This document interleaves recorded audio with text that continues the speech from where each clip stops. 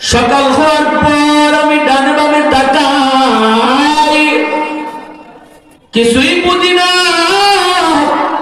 এত বড় জঙ্গল, কোথায় আমি কোথায় টের পাই না। একজন মানুষ পাই গেলাম জঙ্গলের ভিতরে, অচেনা মানুষ। আমি তারে জিজ্ঞেস করতেছি, রে ভাই আমি পটিয়া যাব, কেমনে যাব, কোন রাস্তায় যাব?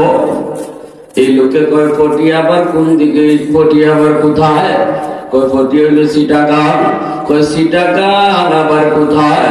কয় চিটাগাং হইল বাংলাদেশ। কয় বাংলাদেশ কোথায়? কয় বাংলাদেশ হলো ভারতবর্ষ। কয় ভারতবর্ষ আবার কোথায়? কয় এশিয়ার ভিতরে। কয় মেয়ে তুমি তো আফ্রিকার জঙ্গলে আছো। আর আসতে কোন সুবহানাল্লাহ, তুমি তো আফ্রিকার জঙ্গলে, এশিয়ার খবর তুমি এখানে কয়ে কি লাভ? খাদেম চোখ দিয়ে পানি জড়ায় করল, তুমি বুঝি তোমার অলিরে এত বড় কারামতি দান করছো? আল্লাহ তুমি তোমার অলির জন্য এত বড় অসম্ভব কি তুমি কেমনে সম্ভব বানাইছো? আল্লাহ কমাল্লাহুল মাওলা ফালাহুল কুল। আল্লাহ কয় তুমি যদি আমি আল্লাহর হয়ে যাও, তামাম দুনিয়া তোমার হয়ে যাবে। সুবহানাল্লাহ, তোমার দুনিয়া হয়ে যাবে তোমার। এজন্য ওই লোকটা এখন তো ওই জায়গায় বসে রয়েছে, খাদেম কিছুই তো বুঝে না, কেমনে পার হইব, কেমনে যাইব তাও জানে না। এইভাবে কয়, এই লোকে কয় তুমি এখানে আইসো কেমনে? পটিয়ার থেকে বাংলাদেশ থেকে আইসো কেমনে? কই হুজুরের লগ ধরছিলাম। কোন হুজুরের? মুফতি আজিজুল হক রাহিমাহুল্লাহ। সাথে সাথে ওই লোক কয় ইনি তো আল্লাহর কুতুব, ওনারে ছাড়া তুমি আর এখান থেকে বের হতে পারবা না।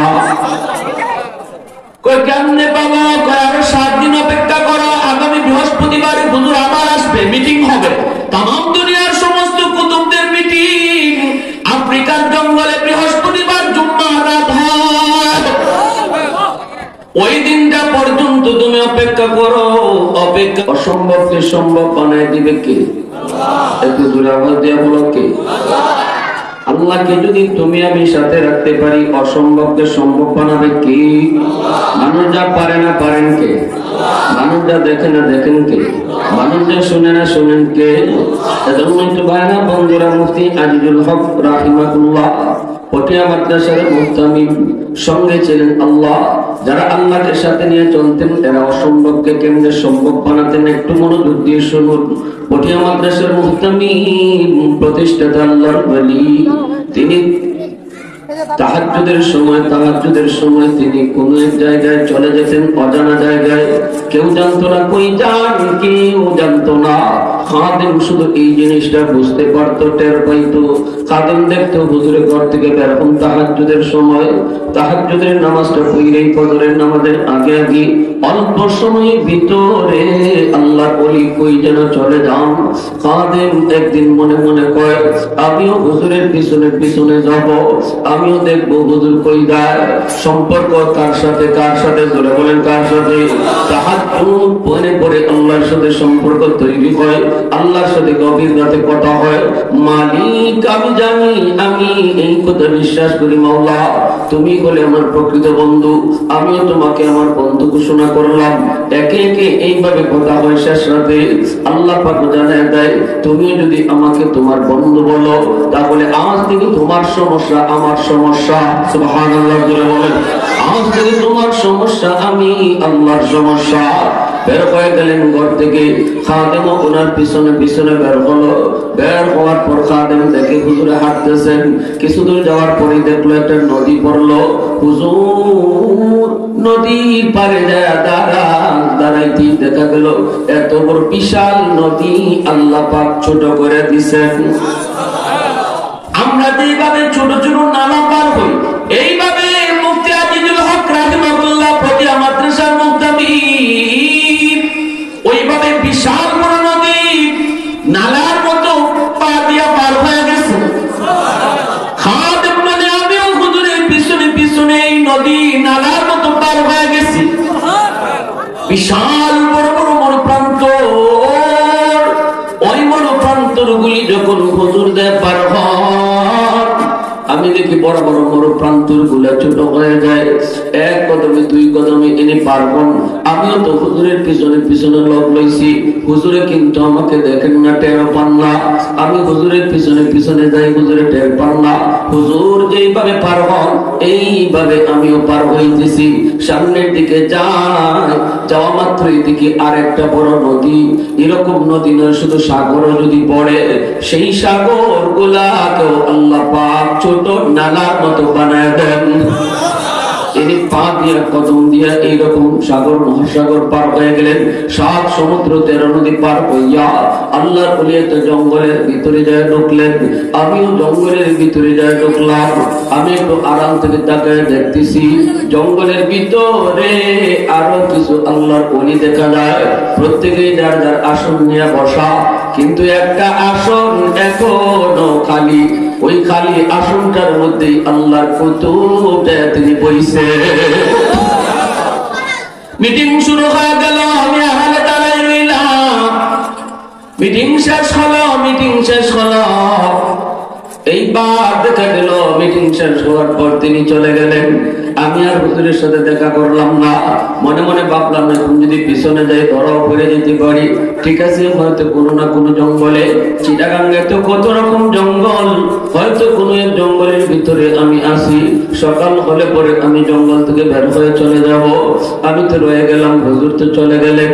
কারণ তিনি প্রতিদিন ওই টাইমে যাইতেন। প্রতিদিন না, সপ্তাহে একদিন আমি দেখতাম তিনি এইভাবে ফজরের আগে বের হতেন, আবার বের হইয়া ফজরের নামাজ যায় আবার পটিয়া মাদ্রাসায় পড়তেন। আল্লাহু আকবার। সকাল হওয়ার পর আমি ডানে বামে তাকাই, কিছুই বুঝি না। এত বড় জঙ্গল, কোথায় আমি কোথায় টের পাই না। একজন মানুষ পাই গেলাম জঙ্গলের ভিতরে, অচেনা মানুষ। আমি তারে জিজ্ঞেস করতেছি, রে ভাই আমি পটিয়া যাব, কেমনে যাব, কোন রাস্তায় যাব? এই লোকে কয় পটিয়া আবার কোন দিকে, পটিয়া আবার কোথায়? কয় পটিয়া হইল চিটাগাং। কয় চিটাগাং আবার কোথায়? কয় চিটাগাং হইল বাংলাদেশ। কয় বাংলাদেশ কোথায়? কয় বাংলাদেশ হলো ভারতবর্ষ। কয় ভারতবর্ষ আবার কোথায়? কয় এশিয়ার ভিতরে। কয় মেয়ে তুমি তো আফ্রিকার জঙ্গলে আছো। আর আসতে কোন সুবহানাল্লাহ।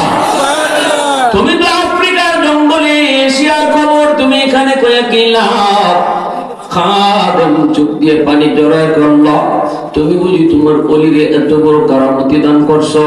আল্লাহ তুমি তোমার অলির জন্য এত বড় অসম্ভব কি তুমি কেমনে সম্ভব বানাইছো? আল্লাহ কমাল্লাহুল মাওলা ফালাহুল কুল। আল্লাহ কয় তুমি যদি আমি আল্লাহর হয়ে যাও, তামাম দুনিয়া তোমার হয়ে যাবে। সুবহানাল্লাহ। তোমার দুনিয়া হয়ে যাবে তোমার। এজন্য ওই লোকটা এখন তো ওই জায়গায় বসে রয়েছে, খাদেম কিছুই তো বুঝে না, কেমনে পার হইব, কেমনে যাইব তাও জানে না। এইভাবে কয়, এই লোকে কয় তুমি এখানে আইসো কেমনে? পটিয়ার থেকে বাংলাদেশ থেকে আইসো কেমনে? কই হুজুরের লোক ধরছিলাম। কোন হুজুরের? মুফতি আজিজুল হক রাহিমাহুল্লাহ। সাথে সাথে ওই লোক কয় ইনি তো আল্লাহর কুতুব, ওনারে ছাড়া তুমি আর এখান থেকে বের হতে পারবা না। কই কেমনে বাবা? কয় আরো 7 দিন অপেক্ষা করো, আগামী বৃহস্পতিবারে হুজুর আবার আসবে, মিটিং হবে, তামাম দুনিয়ার সমস্ত কুতুবদের মিটিং। আফ্রিকার জঙ্গলে বৃহস্পতিবার জুম্মা রাত হয়। ওই দিনটা পর্যন্ত তুমি অপেক্ষা করো, হুজুর ছাড়া তুমি যেতে পারবা না। আমি ওই জায়গায় লতা পাতা গাছপালা খাইয়া 7 দিন পর্যন্ত জঙ্গলে কাটাইলাম। বৃহস্পতিবার হুজুর আবার আইলেন। আমার মাত্র আমি পাও করে কান্না শুরু করছি, হুজুর আমার আপনি বাঁচান। হুজুরে কই বেটা তোরে 7 দিন ধরে পাই না, তুই কই? হুজুর আমি আপনার লোক ধরছিলাম। হুজুরে কই কস কি তুই যাওয়ার সময় গেলি না? কই আমি ভাবছি চিটাঙ্গে কোন জঙ্গল, সকালে যাই মনে। হুজুর আমারে বুঝি আপনি আফ্রিকার জঙ্গলে লয়ে আইছেন? সুবহানাল্লাহ। হুজুর আপনি আমারে বাঁচান, হুজুর আমারে আপনার সঙ্গে করে লগে করে লয়ে যান। তখন আল্লাহর ওলি কয় আমি তোরে লগে করে নিয়ে যাব, তবে একটা শর্ত আছে। শর্তটা হলো আমার জীবন দশায় কারো কাছে তুই বলবি না। সুবহানাল্লাহ। मैं तालिब मौला हूँ मेरे इश्क़ निराला, मैं तालिब मौला वो मेरे इश्क़ निराला है जुमला जहां जिनके तजल्ली से उजाला है जुमला जहां जिनके तजल्ली से उजाला मादरुद जहां गैर खुदा यार नदारम जुदी याद खुदा की चिदी गुरकार नदारम जुदी याद खुदा की चिदी गुरकार नदारम একটু জোরে সুরে বলুন আল্লাহু আকবার। তাহলে আল্লাহ যদি আমাদের লগে থাকে, আল্লাহ আমাদের দ্বারাও অসম্ভবকে সম্ভব বানায় দিবে কে? একটু জোরে বলেন নাকি? চলতেছে আল্লাহুম্মা বারিক লানা ফি রজব ওয়া শাবান ওয়া বাল্লিগনা রমাদান। নবী এই মাসে বেশি বেশি করছেন। এই রজবের 26 তারিখ দিবাগত রাতে আল্লাহ পাক আমার নবীর দ্বারাও এমন অসম্ভব এক কাজকে আল্লাহ সম্ভব বানাইছে। অসম্ভবকে সম্ভব বানায় কে? আল্লাহ। শর্ত শুধু একটা, তুমি আল্লাহর হয়ে যাও, আল্লাহকে খুশি রাখো, আল্লাহকে সাথে রাখো। এজন্য আল্লাহ সুবহানাল্লাযী আসরা বিআবদিহি লাইলাম মিনাল মাসজিদিল হারাম ইলাল মাসজিদিল আকসা। আল্লাহ কয় বান্দারে আমি আল্লাহ এখন আমার এক বন্ধুর এমন এক ভ্রমণ কাহিনী তোমাকে শোনাবো যেটা তোমার ব্রেইনে ক্যাচ করবে না, তোমার ব্রেইন আউট হয়ে যাবে।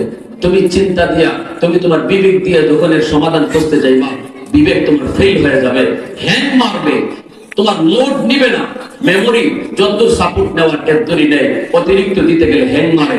আল্লাহ মানুষের ব্রেইনটাকে একটা লিমিট দিয়ে দিয়েছেন, এই লিমিটের বাইরে মেরাজের ঘটনা, লিমিটের মানুষের ব্রেইনের লিমিটের বাহিরে মেরাজের ঘটনা। এজন্য আল্লাহ কয় এই ঘটনা শুরুর আগেই আমি আল্লাহ সুবহানাল্লাযী সুবহান শব্দ কইয়া শুরু করলাম। তুমি শুনবার আগেই কও সুবহানাল্লাহ। তুমি আমার আমি আল্লাহ এই ঐতিহাসিক ঘটনা, এই ঐতিহাসিক সফর আমার বন্ধু যেটা আমি করাইছি, এটা শুনবার আগেই তুমি সুবহানাল্লাহ করো। কারণ এমন এক ঘটনা, এমন এক ঐতিহাসিক ভ্রমণ, এমন এক অসম্ভবকে সম্ভব করার কাহিনী পৃথিবীর কেউ পারবে না, শুধু আমি আল্লাহর পক্ষে সম্ভব। এজন্য শুনবার আগে আল্লাহ কয় সুবহানাল্লাহ কও। সুবহানাল্লাহ শব্দের অর্থ আল্লাহ তুমি পাক, আল্লাহ তুমি পবিত্র, আল্লাহ তোমার দ্বারা সব সম্ভব। বান্দা তুমি যত আমাকে পাক বলবা, আল্লাহ কয় আমি তোমার তত পাক বানায় দিব। এজন্য যে আল্লাহকে যত বেশি পাক বলে, আল্লাহ তারে তত পাক বানায় দেয়। আল্লাহকে যে যত বেশি আল্লাহকে বড় করে, আল্লাহু আকবার আল্লাহু আকবার আল্লাহু আকবার, দোকানেও আল্লাহু আকবার, ঘরেও আল্লাহু আকবার, যে যত বেশি আল্লাহু আকবার কয়, আল্লাহ তুমি বড়, আল্লাহ মানুষের মাঝে তারে বড় বানায় দেয়। আল্লাহকে যে যত বেশি প্রশংসা করে, আলহামদুলিল্লাহ যে যত বেশি বলে, আল্লাহ মানুষের মাঝে তারে প্রশংসিত বানায় দেয়। যে যত বড় হামিদ হয়, আল্লাহ তারে তত বড় মাহমুদ বানায়। এজন্য আমার ভাইরা, ওই এই মাসেই ঘটেছে আমার নবীর সেই ঐতিহাসিক সফরের ঘটনা, মেরাজের ঘটনা, যেটা আল্লাহ বাইতুল্লাহ থেকে বাইতুল মুকাদ্দাস পর্যন্ত, আর যে মসজিদে আকসা ইহুদিদের নিয়ন্ত্রণে, এই মসজিদ আকসা মুসলমানের প্রথম কিবলা, যেই আকসায় আল্লাহ সোয়া লক্ষ পয়গম্বরকে এই রজবের 26 তারিখ দিবাগত রাত সবে মেরাজে সোয়া লক্ষ পয়গম্বরকে আল্লাহ বাইতুল মুকাদ্দাসে জমা করেছিলেন। আর আমার আপনার নবী বুরাকের থেকে উইটা অল্প সময়ে কয়েক কদমে বাইতুল মুকাদ্দাসকে হাজির হয়েছিলেন। আদম থেকে নিয়ে ঈসা নবী পর্যন্ত সব নবী সেখানে নবীকে সুস্বাগতম জানানোর জন্য রেডি ছিলেন। সবাই সুস্বাগতম জানালেন। নবী হলেন মধ্যমণি, আল্লাহর নবী হলেন মধ্যমণি। আদম নবী সবার বড়, মধ্যমণি আমার আপনার নবী। নবী হাজির হলেন। এইবার আযান হলো, মসজিদে নামাজ হবে জামাত, 2 রাকাত নামাজ হবে। আল্লাহ বলে জিবরাইল ইকামত দাও, ইকামত দাও। জিবরাইল আল্লাহ ইকামত তো দিব, ইমাম। আল্লাহ বলে ইকামত দাও। ইমাম কে হবে সেটা আমি আল্লাহ তো জানি। ইকামত দাও, ইমাম তো তোমার পাশে দাঁড়ায় আছে। নবীজি আমার জিবরাইল আমিনের পাশে দাঁড়ানো। আদম নবী, ইব্রাহিম পয়গম্বর, মুসা কালিমুল্লাহ সব নবী সামনের কাতারে, জলিলুল কদর পিছনে সব বাকি সব লক্ষ নবী। এরপরে জান্নাতি জান্নাতি ও ফেরেশতারা তারা এই কাতারে। নবী বলেন জিবরাইল ইকামত দেওয়া শেষ হওয়ার পরে আমি জিবরাইলকে কই, ভাই জিবরাইল ইমাম সাহেব কই? ইমাম সাহেবের জায়গাটি খালি। জিবরাইল আমিন আমার হাত ধরে টান দিয়া কয়, নবী গো আজকে এত বড় জামাতের ইমাম আল্লাহ আপনাকে দান করেছেন। সেখান থেকে নবী ইমামতি করলেন, সপ্ত আকাশ পাড়ি দিলেন, আল্লাহর সাথে কথা হলো, নামাজ দিয়ে আসলেন, এসে দেখেন নবী ওযু করে গেলেন। এই ওযুর পানি এখনো জায়গা মতো করা যায় নাই। আল্লাহ নবী সংক্ষিপ্ত সময়ের ভিতরে এত বড় লম্বা সফর করে আসলেন। তাম দুনিয়ার টাইমকে আল্লাহ পাক অফ করে দিলেন। হ্যাঁ, দুনিয়ার টাইম, সেকেন্ড, মিনিট, ঘন্টা অফ থাকো, আমার বন্ধু ঐতিহাসিক সফর চলছে। সুবহানাল্লাহ। আমার বন্ধু আমার মেহমান হতে আসছে। টাইম অফ, আল্লাহ দুনিয়ার টাইমকে অফ করে দিলেন। সুবহানাল্লাহ। সে ঐতিহাসিক ঘটনা এই মাসে ঘটেছে। অসম্ভবকে সম্ভব করেছেন কে? তার জন্য যে আল্লাহ, যে আল্লাহ। এই তার বর্তমান ফিতনার জমানায় ওদের সাথে আমাদের মোকাবেলা করার একটা মাত্র পথ, আল্লাহকে সাথে রাখবো। তারপরে ওদের পারমাণবিক বোমা আছে, ভয় নাই। আল্লাহ আমাদের দ্বারা অসম্ভবকে সম্ভব বানায় দেবে। আমরা পাথরের চাকা দিয়ে দিন দিব, আল্লাহ পাথরের টুকরারে অ্যাটম বোম বানায় দেবে। আল্লাহ পারেনি না পারে না? পারেনি না পারে না? তাহলে গুনাহ কইরা না গুনাহ সাইরা? নামাজ সাইরা না নামাজ পড়িয়া? পর্দা সাইরা না পর্দা কইরা? এই মুহূর্তে খাতি দিলে তওবার নিয়ত কার কার আছে? আল্লাহ জীবনে তোমার নামাজ পড়বো না, কার কার আছে? আল্লাহ আমরা তোমার সাথে নাফরমানি করবো না, তোমারে নারাজ করবো না। এতটুকু দিলে দিলে তওবা করলো, আল্লাহ আমাদের উপর রাজি হয়ে যাবে। আল্লাহ আমাদের দ্বারা অসম্ভবকে সম্ভব বানায় দেবে। আল্লাহ তৌফিক দান করুন। পরিশেষে প্রতিষ্ঠানকে আল্লাহ কবুল করুন।